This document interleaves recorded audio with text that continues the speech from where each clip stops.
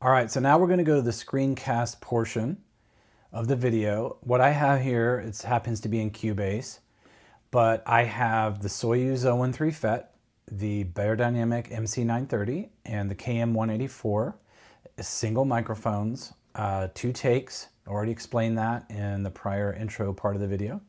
So now what I want to do is I want to just illustrate how when we add elements, it begins to clarify how something sounds to us, or actually said another way, we begin to form opinions or, engage with it differently based on how it supports the rest of the song. So I'm going to play just the first part with the Soyuz microphones and no vocals and no pads.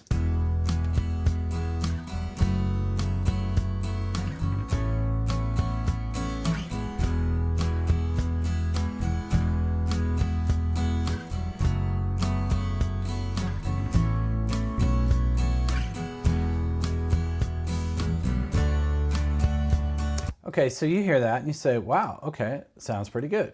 So now let's go back and listen to the MC930s.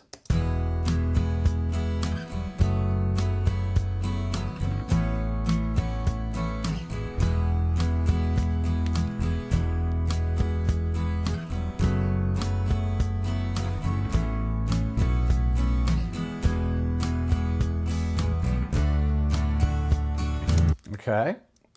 Probably notice some differences in terms of EQ, okay? Now here's the Neumann KM184s.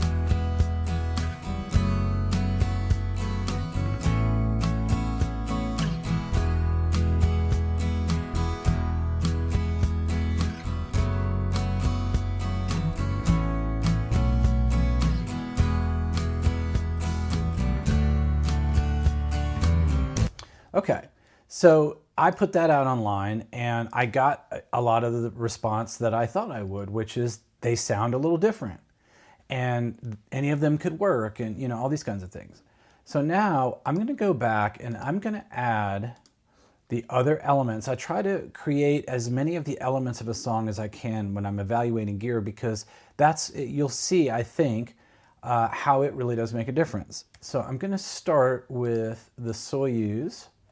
And let's just, I'm going to start closer to the vocal here on the. Congratulations for graduating school. Now we need you to get lost.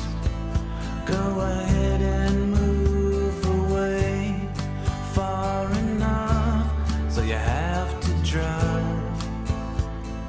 You can still come here someday, but not for a while.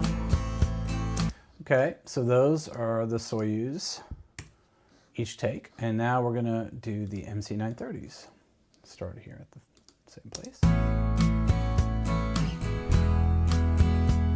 Congratulations for graduating school. Now we need you to get lost.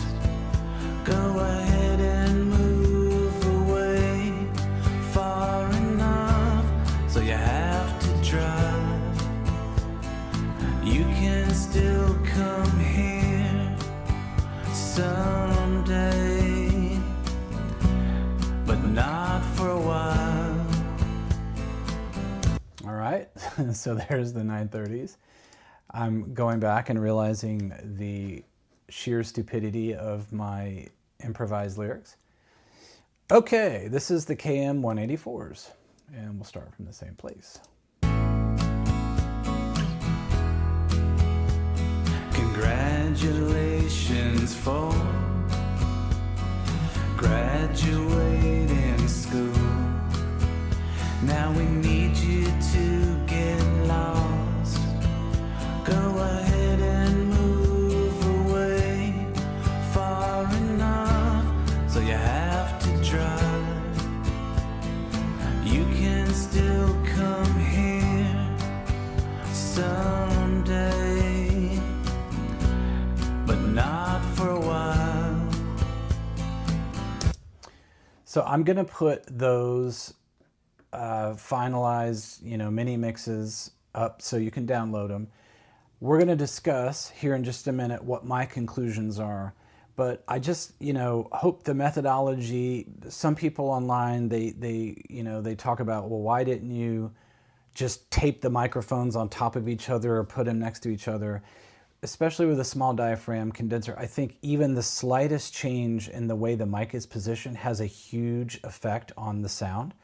And so I love the way I do this because I can go back and really get a sense of things, which is why I do these things. I already know how I feel about the mics and how I use them. And so when we go back to the normal view, I'm going to kind of give you my conclusions and we'll see what we got. Okay, so I don't know what your take is, but my feelings about that particular set of acoustic recordings is that what I thought about them changed once I added the vocal and the other elements in. So let's talk about a little bit how EQ and other aspects influence what we think. And I care mostly on this channel about two things. I want to help other people get out of their own way creatively, and I want you to understand specifically how to do that, what that looks like in your studio. And of course, in those conversations, we're going to be talking about gear. Now, in this instance, really, we're comparing three different microphones. They're all very good. I'm using a Gibson J45, which is a very good guitar. I'm using a Phoenix Audio DRS Q4, which is an amazing mic pre. And I'm using my Neumann MT48 converters. There's nothing bad in the chain. It's all the same. It's just the difference in microphones. And when you listen to them out of the context of a song, it's just the content of what they sound like. They're, basically really their EQ footprint. Well, what does that matter, right?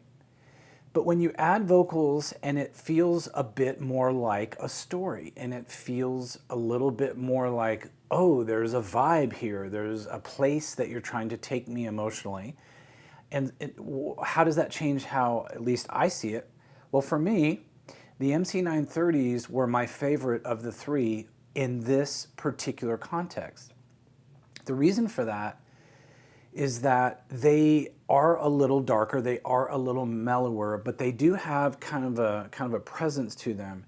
And so to me, what they did, the lyrics are nonsensical. I literally made them up at the moment I was singing them. But the feeling that I was trying to communicate was, a bit, introspective and, kind of contemplative and pensive. And when I want that, I use the Neumann KM184, and I'm running through the MC77 compressor in this instance. But I kind of know how to get that feel, right? And then the pads that I added, just kind of support that. But before I added the vocals and the pads, if you would have said, if you had to choose one of the three, what would you have chosen? And I would have said the KM184s. When I've listened in my truck and when I've listened in different places, the Neumanns typically, I don't know how to say this, it just kind of sounds like it's supposed to sound in isolation, even with bass and drums. But when I added the other elements, the MC930s seemed to me to support the feelings I was getting from the rest of the song. And see, what I want is, I want to be in the place that the song's trying to take me quickly. I want to sink into it. I want to have that 3.5, 4.5 minutes where I'm in that storytelling bubble and I'm in that emotional place. The Neumanns sound good. I love the way they sound. But what they do for me in this instance is they feel a little bit more, like ta-da, a little bit more polished, almost like they're kind of pushing the vocal a little bit. It kind of takes me out of this introspective, pensive, driving down the road when it's overcast and cold vibe, and it's more like, kind of thing. To me, there's a little bit of a mismatch, right? Even though they sound good, right? And then, of course, the Soyuz, this is interesting. The Soyuz 013 FETs are tremendously great microphones, but you got to learn how to use them because they're very detailed. they're not really just small diaphragm, they're actually medium diaphragm-ish. They're a little bigger than most small diaphragms. So there's a presence to them because of that. You'll get low end. There's a smoothness to them because of how the capsule is voiced.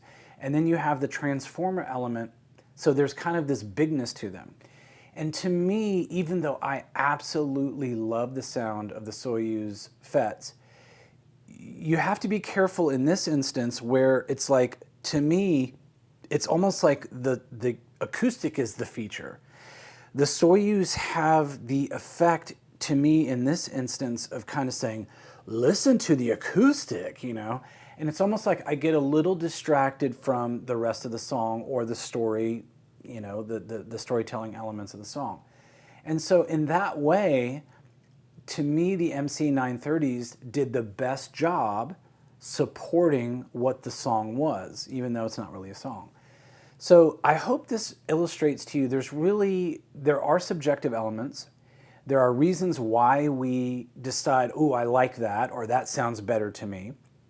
It's not just about EQ, although EQ is a part of that. You know, in this instance, the MC930s are a bit mellower sounding, and that happens to serve the overall feel of the song. If I had to use the KM184s, and that's all I had, I would probably EQ a little bit out. If I had to use the Soyuz, and I say had obviously in huge air quotes because they're all great microphones, the Soyuz are amazing, then I would have to work a little bit to kind of, you know, de-liven them, if that's a word. And that's okay, you can do that, absolutely. EQ can do a lot of things. But as I said in the prior video, and you'll probably hear me say about 9,000 times on this channel, I am a person that when I walk into the creative moments and the process, I want to look around and go, that mic does that EQ does that compressor does that mic pre does that guitar does that, you know, all of it. I want it right there. I don't like to tinker. I don't like to have to go back after the fact and do a bunch of stuff and reinvent the wheel and do a bunch of EQ. And I'm telling you, this has been a milestone for me because I do my best work on the front end. And now as I go, I can spend less time and get better results because I understand all of these things. This thing that you're hearing on this video literally in total took me maybe 45 minutes to an hour. So, you know, that's the product of understanding how all of these elements work together, but most importantly, how the storytelling and emotional goals relate to the aspects of the gear. And so now I don't look at any of these microphones and say, that's better than that or that. I look at it and say, what purpose does it serve in what I do emotionally and in terms of storytelling? And I have a very, very, very clear sense of that. And you know what the effect is for me is when I'm tracking or when I'm creating stuff, if I put the mics up, I know exactly what I'm getting, and it just puts me as the performer and the writer and the producer right there. And I think the products that I get are more creatively efficient for that reason, and I'm happier with everything I'm doing now compared to 3 years ago because not only am I not having to tinker, but as soon as it starts coming back to me out of my speakers, it's already sounding, it's feeling like it should feel. And that is a product of understanding gear. So I'd love to hear your comments down below. If this helped you in any way, please hit like and subscribe. I'm going to be doing a lot more about some of these, you know, EQ and other elements of gear and how we perceive its value. But I hope this is illustrative of the fact that we are telling stories and evaluating gear should take place in the context of songs. So I hope that helps. I look forward to seeing you again. Thanks for joining me.